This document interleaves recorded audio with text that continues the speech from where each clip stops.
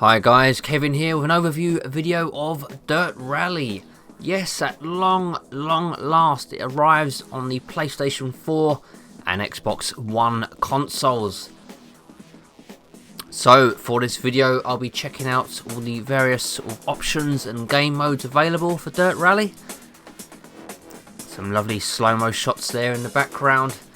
So here we are in the main menu, as you can see: career, leagues, custom event, tutorials, options and extras, and profile. So let's first of all have a look at the profile. Game preferences. Here you can change various things such as the transmission, the clutch override, ABS, traction control, stability control. You can choose whether to have the entire HUD on or off. You can select your co-driver calls, whether they're normal, delayed, or in front of the action.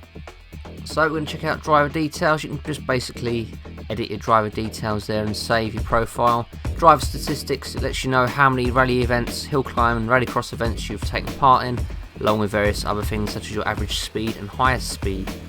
Options then, controls, so you can choose presets, you can go into the advanced settings, you can set your wheel up, and all the various button assignments. HUD settings, again just the basic stuff really. Audio, again, just the usual stuff there. It's worth getting it right though if you've got a special setup, of course. Graphics, just change your the brightness of the screen, so that's basically it then. Tutorials, now this is interesting because you can learn about basic principles and understeer, oversteer and bits like that. You can see weight transfer, racing line, all that sort of good stuff, and also you can learn about pace notes. If you don't know very much about pace notes, you know, it's worth learning so you can get the hang of it. So custom event, then you can select rally, hill climb or rallycross, and you can set up your own event in the various sort of locations and the stages. So in all I counted 72 tracks split between 6 countries, although it's worth noting there are a number of reverse courses, so it does sort of add to the tally there. So that was that then. Elsewhere you've got leagues, which we'll probably go into at another time, and finally of course the career mode.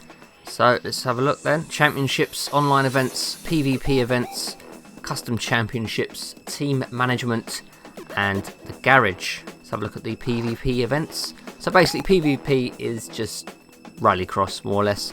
You've got the 3 disciplines there, you've got the classic, you've got the 1600s, and you've got the supercars. Online events, there you go, you can see the different events there. You've got the dailies, you've got the weeklies, and even monthly events there. And as you can see, different disciplines, different cars from different eras.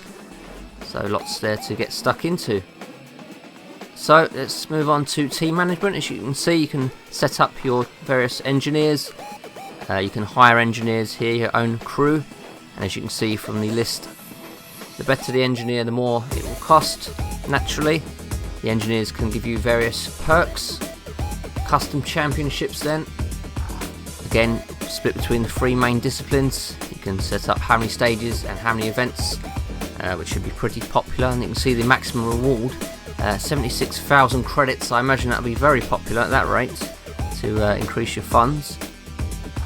So what's left? We have, let's have a look at the garage, the various cars. As you can see, split between different categories: 1960s, 1970s, 1980s, Group B 4-wheel drive, Group B rear-wheel drive, Group A F2 kit car, R4, 2000s, 2010s, hill climb, modern, rallycross classic, rallycross 1600s, and finally rallycross supercars. So let's just run through the cars on offer. Peugeot 208 there, Subaru WRX STI, check out the 1600s, Renault Clio, Peugeot 207, the mini classic rallycross there, looks like a lot of fun potentially, and the modern 208 T16 Pikes Peak. Other hill climb cars here then, the Sport Quattro and the 405 T16. 2010s Mini Countryman, the Volkswagen Polo and Hyundai there.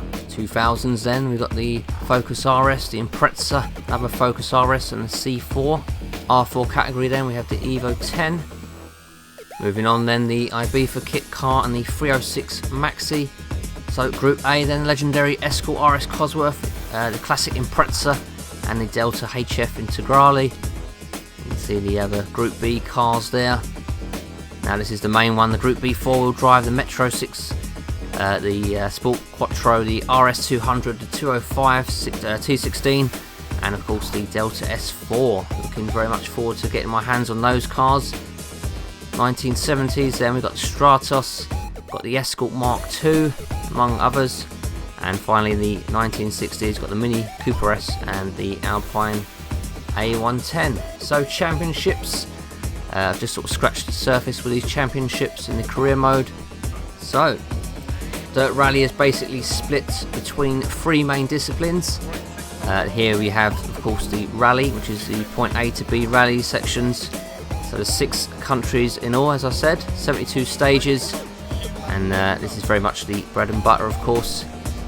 So 6 countries, you know, it's not the most, but each one varies very nicely indeed. Very different challenges each offers, ranging from the sort of tarmac to the heavy gravel. Even the surfaces vary greatly as well. Some are more flat, others are extremely bumpy, and of course the bumpy ones are very, very challenging indeed. The second of the main 3 disciplines then is the hill climb, which is basically the Pikes Peak. And just like in Sebastian Loeb Rally Evo, the Pikes Peak courses are split up, or of course you can attack the full Pikes Peak course if you wish. Here I'm driving with a controller, and I must say on the wet tarmac surface this was more than a handful of a control pad. And finally there's the Rallycross. At the moment I believe there's only just the 3 Rallycross circuits, so it's fair to say that Dirt Rally at the moment at least is a little bit light on the content, especially against the likes of, say, Sebastian Loeb Rally Evo, which has had plenty of content, plenty of cars. It doesn't quite stack up in terms of actual content. So we're going to wrap this video up with a look at a German stage, Cruisensring, which is 69% asphalt and 27% concrete, well, 4% cobblestone as well. Driving the classic Subaru Impreza from 1995. You may recognise the livery there. So 300 bhp, 4-wheel drive, and I have to say this was an absolute blast to play. Lots and lots of fun. You know, it really was. Very responsive controls. You know, you can really sort of throw the cars around, especially on the asphalt and the concrete surfaces, you know, which seem very forgiving compared to, say, like the medium to heavy gravel. You know, here on these surfaces you can just throw the car around and get it sideways. You know, in most cases you can recover from getting sideways as well. It felt surprisingly easy, considering I was driving with all the assists off. I didn't realise it was going to be this forgiving on this surface, but as I said, if you go to Greece, you know, with a heavy gravel, very bumpy roads, it's extremely difficult. You know, you're really going to have to spend a lot of time learning the different courses, learning when to brake, when to sort of lift off, when to sort of put the pedal to the metal, when to be cautious. You know, any little bump, you know, could throw your car into a ravine. You've got to be very careful indeed. So it's a big contrast between, say, the asphalt and concrete compared to, say, the heavy gravel. So, you know, if you're looking to get into Dirt Rally, I'd certainly recommend the sort of more flat asphalt stages, and you can work your way up eventually to the heavy gravel, which is more than a challenge, believe you me.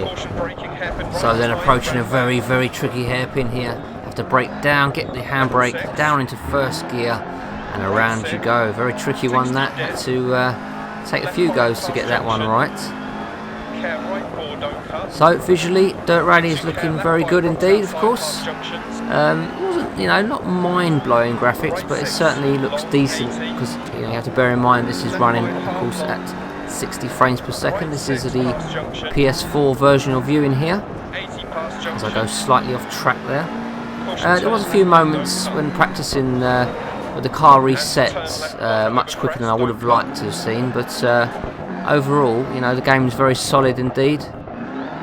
So in terms of audio, Dirt Rally is head and shoulders above its competition, certainly on the consoles anyway. You know, with Sebastian Loeb, Rally Evo and WRC5 very much lagging behind. You know, the audio is certainly one of the game's best features, along with the physics. You know, it's one of those games that, or sims I should say, that has such good audio that you sort of look forward to getting your next car just so you can hear what it sounds like. And yeah, I mean, fantastic audio that just elevates the whole experience. You know, whether you're driving in the cockpit or outside the car view, you know, whichever view you use, you're certainly going to be pleasantly surprised with the audio quality here. So we're coming to the end of the stage. We're going to wrap things up here, and of course you can expect a lot more Dirt Rally action coming up on the channel very shortly.